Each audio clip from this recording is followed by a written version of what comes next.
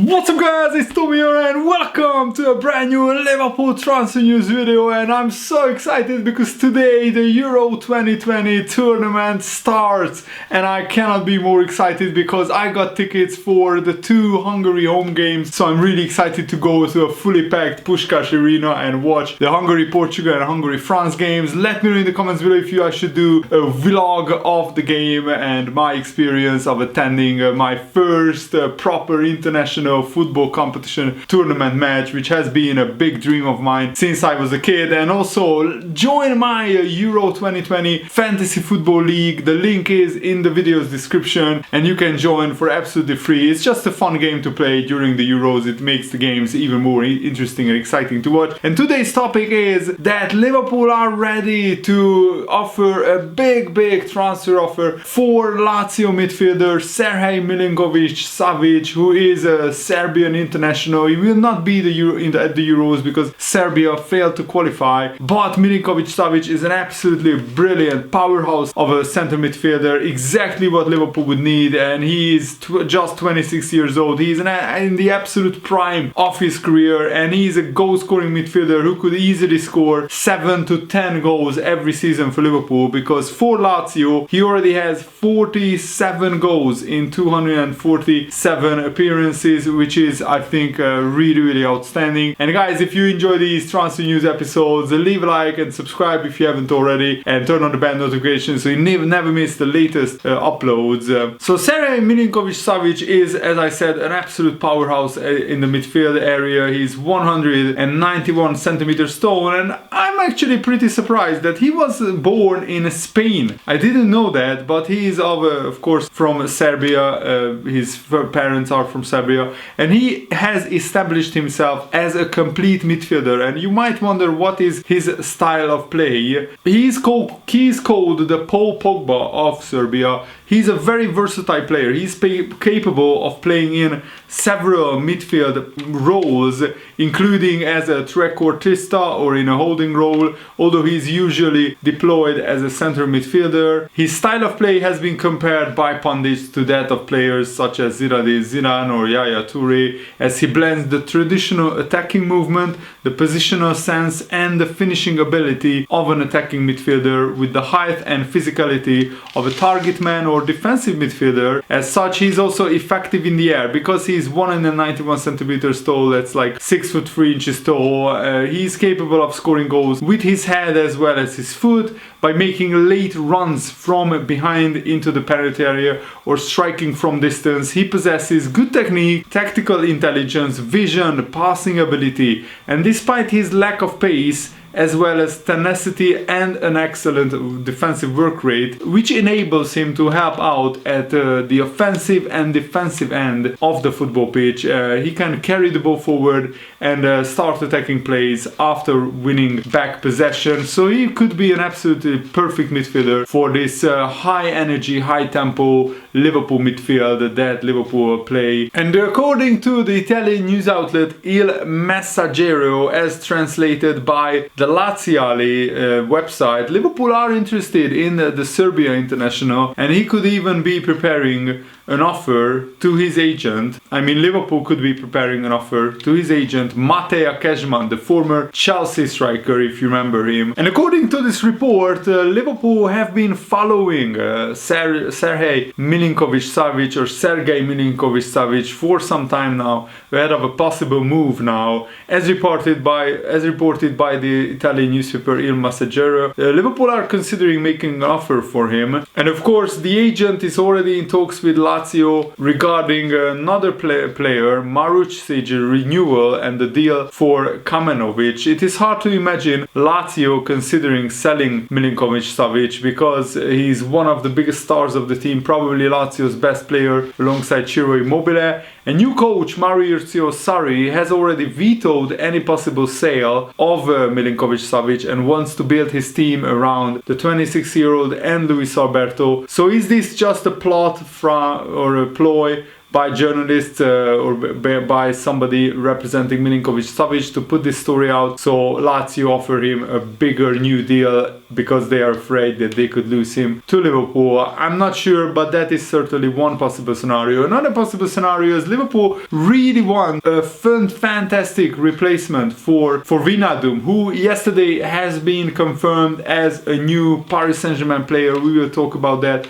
as well, but I say farewell to Gini Wijnaldum, who has been an absolute legend at Liverpool, and I really wish him all the best at PSG, except in the Champions League, but I really hope that he wins all the other trophies available in France. And last season was an absolutely solid season for Milinkovic-Savic. He played 41 games, scored 8 goals and provided 11 assists. That is his most prolific season in Lazio in terms of goals and assists, but he also had a season in the 2017-18 season where he scored 14 goals, so almost double the goals that he usually gets. And he's a very reliable player. He's almost never injured. For Lazio, he played 41 games, then 43, 41, 48.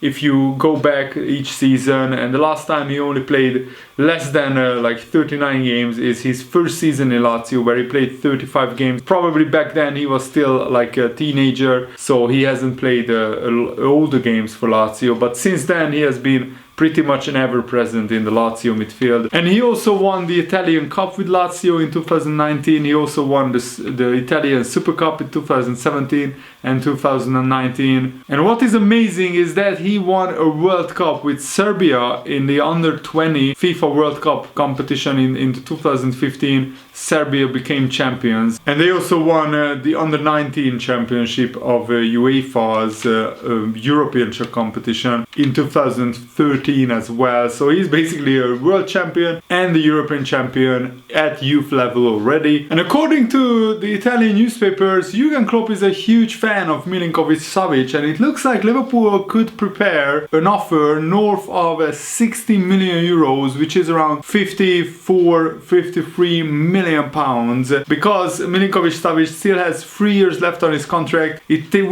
would take an enormous offer for Lazio to part ways with one of their biggest stars, and especially when a new manager comes in like Sarri. Imagine how it would look like if Lazio decided to sell one of their best players and one of their key players in the midfield. And the Express newspaper are saying that Liverpool could make a monstrous offer to sign Milinkovic-Savic this summer. Liverpool could look to replace Wijnaldum, of course, following his departure to Paris Saint-Germain. And the only way I can see Liverpool signing Milinkovic-Savic for a huge transfer fee is if they decide to sell 5, 6, maybe even 7 of their fringe players, players like Naby Keita, Xherdan Shaqiri, Divock Origi, not Curtis Jones, Harry Wilson, Marco Grujic, Shea Ojo, and other players who have been on loan at other clubs, Ben Woodburn. If Liverpool sell all of these players for good money, then I can see them signing somebody like Milinkovic-Savic for like 50-55 million pounds. And if Liverpool can afford it, they need to bring in a top-class midfielder this summer. There is no argument about that. Wijnaldum's running power in Jurgen Klopp's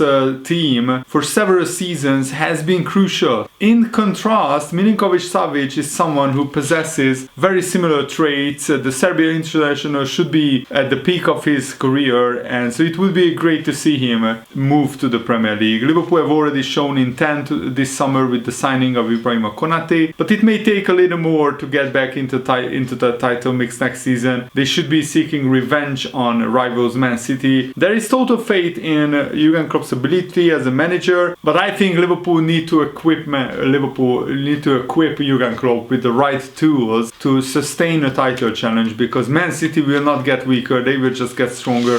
I think they will sign a big striker this summer, somebody like Harry Kane or Erling Haaland, if they have the money, and why wouldn't they? They are one of the richest clubs in the world because of their owners. And I think what Liverpool should do is give Shaqiri to Lazio, and maybe on top of that pay 30 million because Shaqiri has been linked with Lazio previously, and I think Lazio are a top 6 club in the Serie A, so Shaqiri wouldn't really mind going there, and Rome is a great city to live in, and I think the Lazio fans are very passionate fans, so Shaqiri would probably enjoy being there, and that's where Liverpool need to be smart in the transfer market. We need to take the players that we don't need and the players who are on the fringes and who almost never play, and get them involved in these kind of deals so we can get the transfer fee lower. And I think a player plus cash deal would work very, very well for both Lazio and for Liverpool as well. But I want to get your input as well, guys.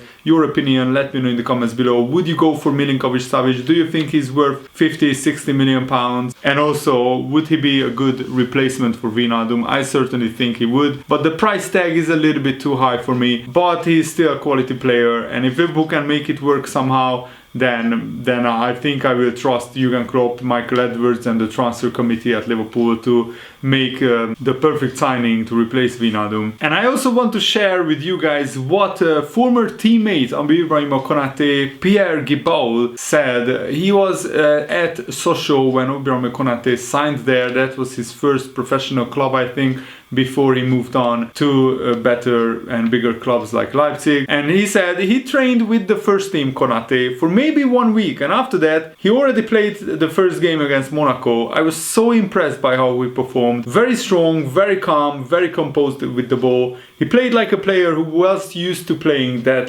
that level every single week. The other thing that struck me about Konate was how incredibly strong and fast he was. I only needed to play one match alongside him. Then I already knew that Konate would become a very good centre-back because he had everything that a top centre-back needs. All the attributes, the pace, the positioning, the skill, the strength, the heading ability, the aerial ability, and he only got better, I think, from there. And this is what Gibault also said about Konate, and I quote, "Ibrahima is still young, but he has already played at a really high level in big Bundesliga games and also in the Champions League, so he is ready to make the next step. He has learned a lot at Leipzig, and I know he will prove to be a very important player for Liverpool.